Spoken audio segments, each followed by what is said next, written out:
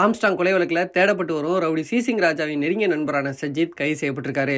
கடந்த சில ஆண்டுகளாக தலைமறைவாக இருந்த சஜித்தை தாம்பரம் காவல்துறையினர் கைது செஞ்சிருக்காங்க.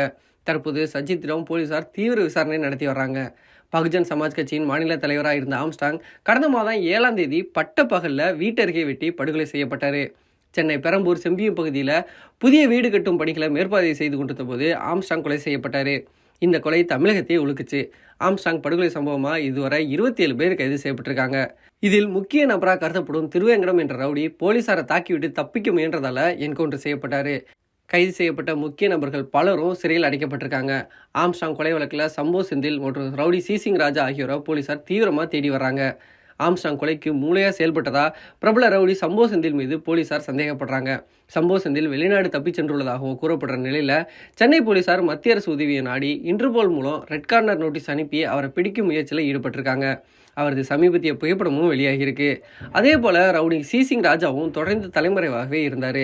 சிசிங் ராஜாவை போலீசார் தேடி வர்ற நிலையில் அவரது நெருங்கிய நண்பரான சஜித் கைது செய்யப்பட்டிருக்காரு.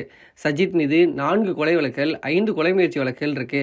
கடந்த சில வருடங்களாக சஜித் தலைமறைவாக இருந்த நிலையில் தாம்பரம் காவல்துறை அவரை கைது செய்திருக்கு. சஜித்திடம் தாம்பரம் போலீசார் தீவிர விசாரணை நடத்தி வர்றாங்க.